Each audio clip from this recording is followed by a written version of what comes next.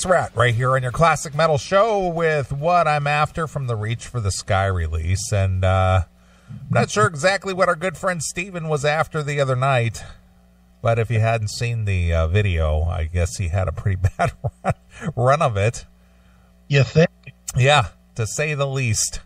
Oh, boy, that was really not good. That was not good. And, you know, I didn't want to get into this because, you know, Stephen is a friend and, you know, obviously it was out on YouTube and Facebook and everybody shared it and this and that.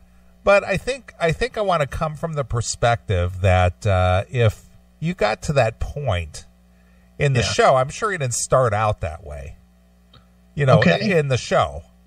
But I'm sure as the night wore on, and if he indeed did take some pain medication and did drink some alcohol and it had a bad reaction causing him to, you know, be pretty blown away on the stage. Do you think he would have continued or just said, you know, due to, you know, illness or whatever, we're going to have to postpone the show?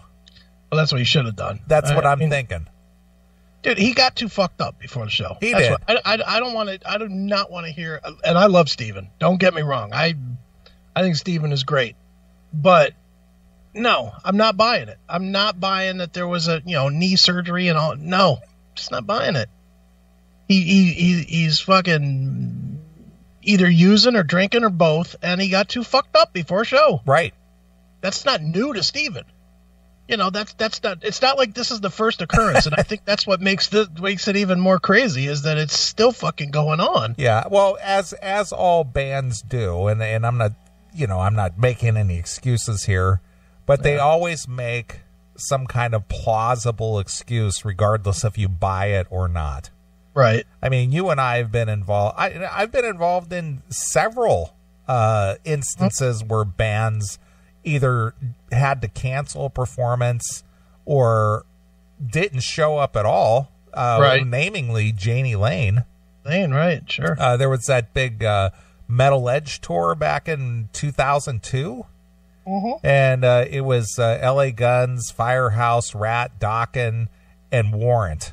Right. And they hit the Pittsburgh area, and I was down there for that, and that's the notorious Janie Lane won't come out of his room deal.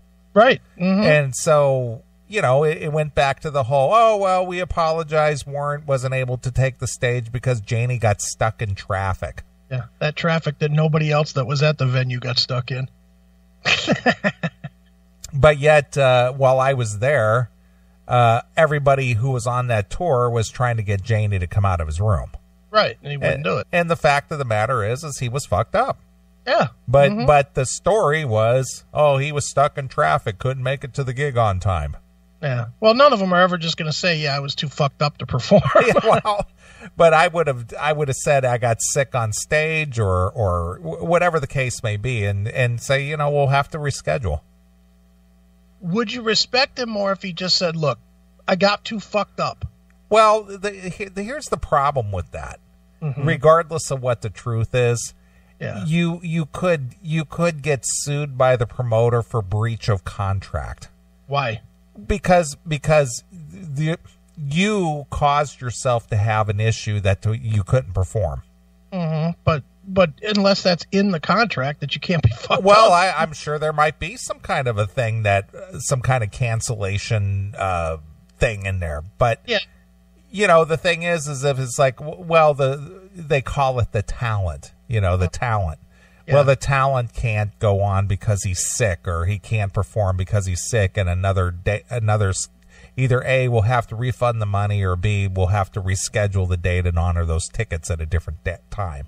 Right. That's all in the different contracts. I mean, I'm sure there's not a standard contract for everybody, but I'm sure there's some kind of a clause in there. Sure. That kind of gives the promoter his full benefit. And I think Live Nation, this may have been a Live Nation event. Okay. So, they're a big company. Do you think they refunded or no? I don't think so. They're like, hey, you got a show. Yeah.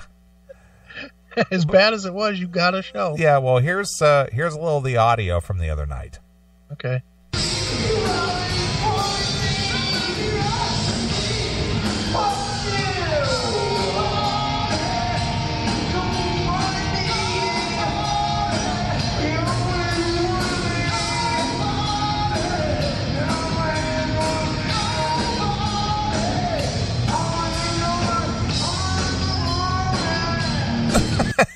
don't even know what he's saying. I don't have no, dude, that's Vince Neil territory there. You know, and of course, Juan is carrying the show. Yeah. You know, singing "Nobody," and he's like back there going, "I'm right, but you know."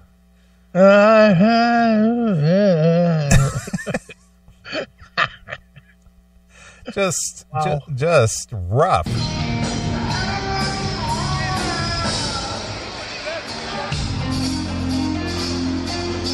You guys know this? You guys know this song? Because I can't sing it. You guys are going to have to do a sing-along because I can't sing. Robin, play the soul. Oh, you're not there anymore. Jesus. He's just done. Yeah.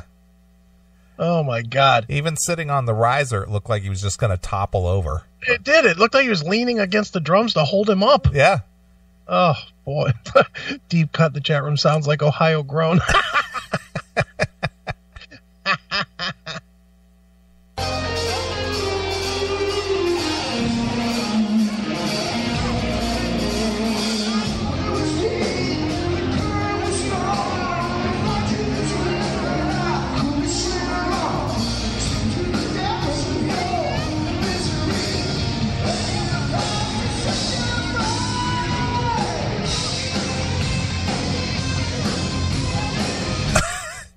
Was that Juan that sang that part? That's Juan singing the whole thing.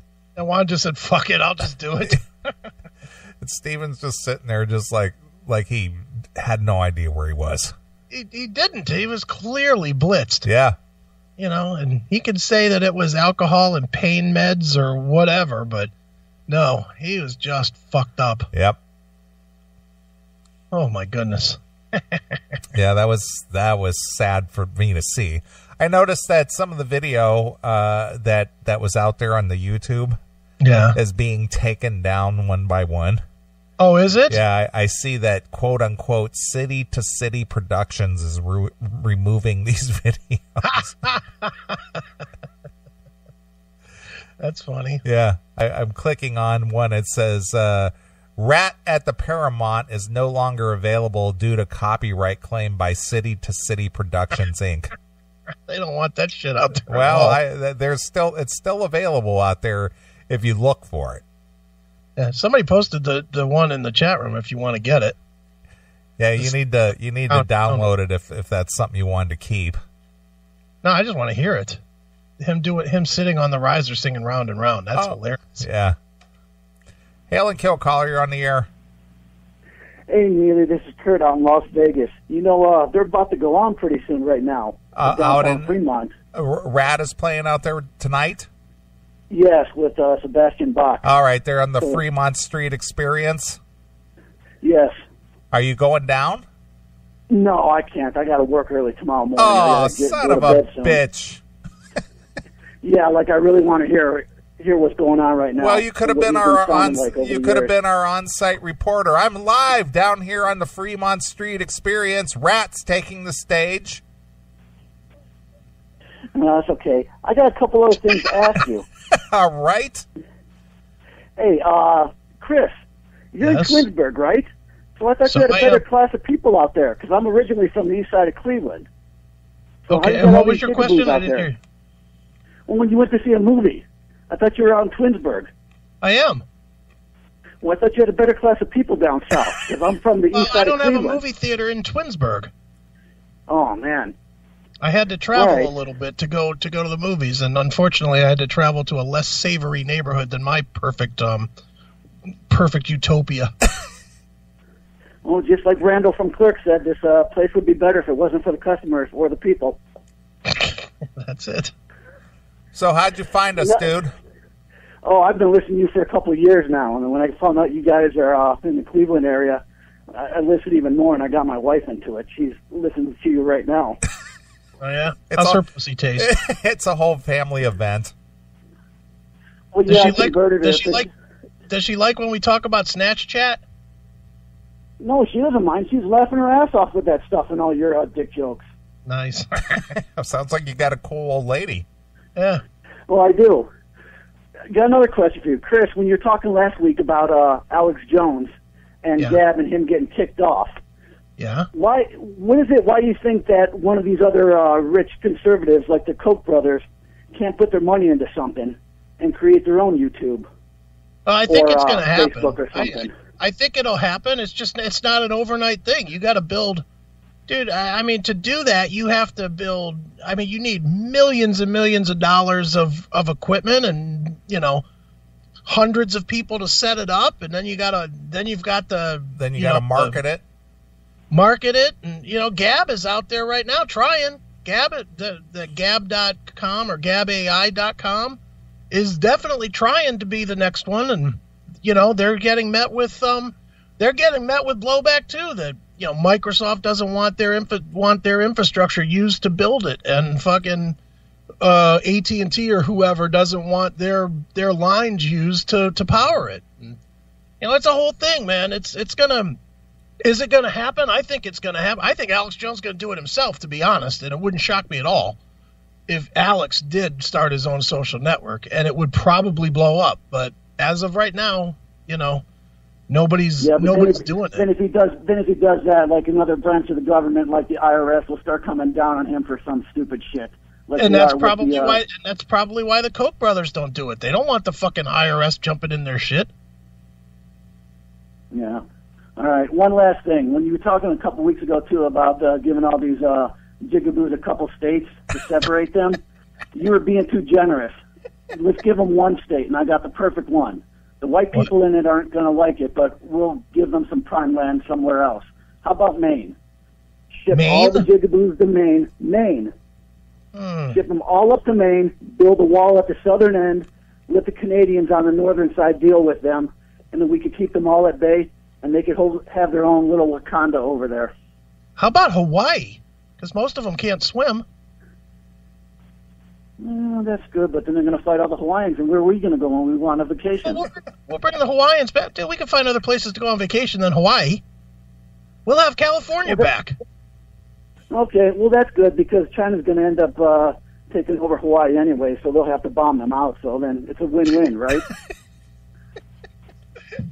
All right, I'm being tapped on the shoulder. Take it easy, guys. Bye. Well, that manager thing is taken off, hasn't it? I am telling you, everybody kind of gets the idea that, all right, my time's up. I'm flaming out here. I love it that everybody now monitors himself and realizes, well, I better get out of here. All right, my manager's calling. I got to go. Got to get out of this one. Right. Wow. Well, he's a fan. He's definitely he's a Chrisophile, that's for sure. Absolutely. I did not exist in that phone call at all. The Chrisophiles have been out tonight. All right. Well, speaking of getting back to Stephen.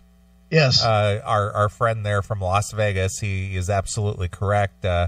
Stephen Pearcy redeems himself during RATT's next gig after a terrible performance 3 nights earlier. Okay. After publicly apologizing for what can be described as a disastrous performance, RATT frontman Stephen Pearcy showed that his performance at the Paramount in Huntington, New York, seemed to be a one-off, as he appeared to be fine in form 3 nights later during RATT's concert at the Wellmont Theater in Montclair, New Jersey, USA. RATT's next concert is tonight at the Fremont Street Experience in Las Vegas, right? Which we just learned. Back on the 25th, Pearcy supposedly mixed alcohol with pain medication, which severely affected his performance on stage. The point that he had to sit while singing songs and seem somewhat out of it. Somewhat? I'd love to know what they think is completely out of it. RATT performed Wanted Man, Dangerous But Worth the Risk in Montclair, New Jersey on September 28th. So let's hear a little bit of that. All right. So this is just the other night. Yesterday. All right.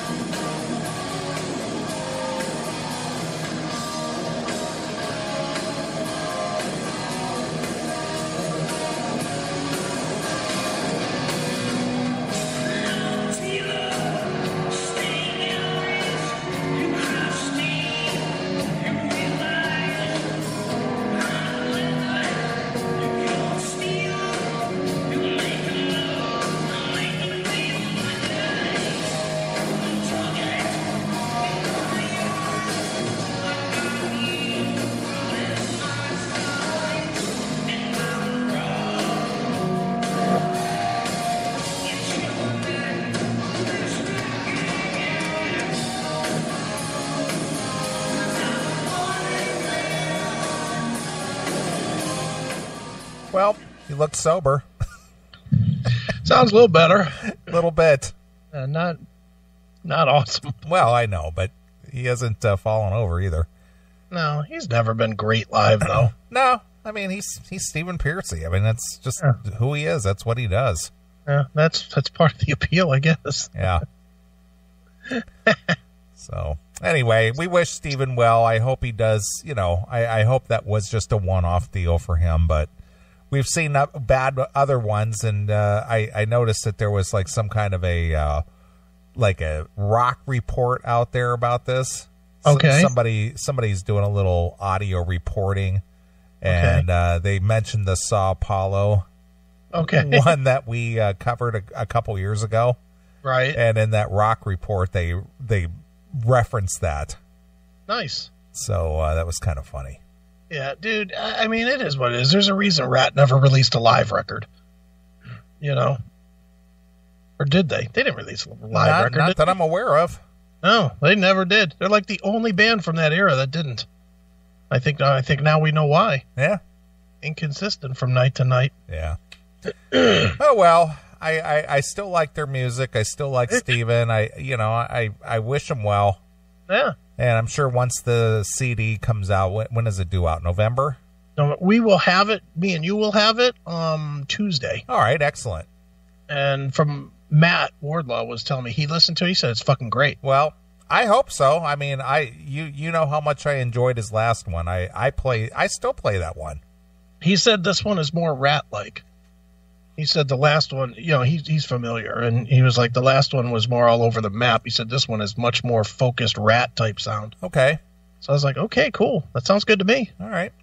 So I'm sure Stephen will come on, and we'll talk to him about this and figure out what's going on with him. Hopefully when he comes on, he's not, having knee problems. Oh, you guys, on the record. You got to admit, though, regardless of the bad press and maybe shabby performances now and again, he's always been pretty straight with us. Yeah, yes. He definitely, he gets that he can't, give us the fucking shiny answer. Right. I think he knows that he can't come on here and go, well, I've got this great new record and, it's the best of our career. He knows that. Yeah. Well, he's told you and he's told me on a couple of occasions that he listens to this show. Yeah. Yeah. He gets what we do. So and he's, what, we've always been honest about him and he's never held any of it against us. No, not at all. The thing that you played at the beginning of the segment, he's heard that. I've given it to him on a CD. Yeah. And he, what did he say? Saying, "Oh, that's embarrassing," but whatever, it's rock and roll. Yeah. I think this is his exact quote. Something to that, But the thing is it was really funny because I think we did an interview with him a few years ago, and I actually played that clip during the interview, and I said, "Do you know when that was?" He goes, "Yeah, I'm pretty sure I know when that was. It was during the Voices of Metal tour." Right. Back in 2000. And I said, "Yeah, you got that dead on." He goes, "Yeah, I was kind of messed up during that whole tour." Stephen is a partier. That's, that's his MO. And look, I hate it. Believe me. First of all, and I got to make this statement, and this has nothing to do with Stephen, but just an in general statement to the fans. Listen, people, if it's on Blabbermouth, I've seen it. I must have gotten that same fucking video from the Paramount, no kidding, 200 times this week. Dude, did you see this? Yes. Because I, like you, look at Blabbermouth or Brave Words or whatever. If it's out there, I've seen it. Just assume. And especially if it's on our own page. How about this? If you look at the CMS Facebook and it's on there, assume that I've seen it since I put it there. Fuck. 200 times this week. Dude, did you see this? Messages at 3:30 in the morning going off on my phone. Dude, Steven fucked up on stage. You see this? Let me fucking sleep. Fucking fans. That's funny. I know. Everybody wants to be the first to feed us news, I guess. But unfortunately, it was like 3 days late and fucking, and I'm asleep. It's like I don't care during the day. Right. And I'll even leave that caveat. If it's the middle of the day, I really don't give a shit. But if it's 3 o'clock in the morning on the East Coast, I really don't want to fucking hear from you. Yeah. I really don't want to fucking hear from you. Assume that. If it's midnight anywhere, don't fucking send it to me. Yeah. Do you leave your phone on? Oh, yeah. Always. Yeah, see, I don't. Yeah, always. Dude, I got a kid living in another state. I have to for that, and I have a business in another state. I kind of have to. It's just the nature of me. I always answer the phone. It doesn't matter what fucking time it is. I always answer it. That's why I'm a grouchy fuck, because I'm fucking always tired. So I don't sleep. Yeah, I just turn it off and go to sleep. Not I, sir. Never. I never turn it. It's literally right this second. It's sitting right in front of me in case something important comes up. I'm addicted to my phone, though. I'm starting to get fucking, what do they call that, iPhone elbow again? My elbow hurts because I spend so much time on my fucking phone. Yeah. I'm trying to use my iPad more because I'm on my phone too fucking much. And it's work. It's not necessarily just bullshit. It's not Facebook or any of that shit, because I'm really not doing that much anymore. But I'm answering stuff, or like I was editing my book on my phone just because I was sitting in bed and watching old reruns of The Sopranos and fucking editing my book. It's like, fuck. Too funny. Yep.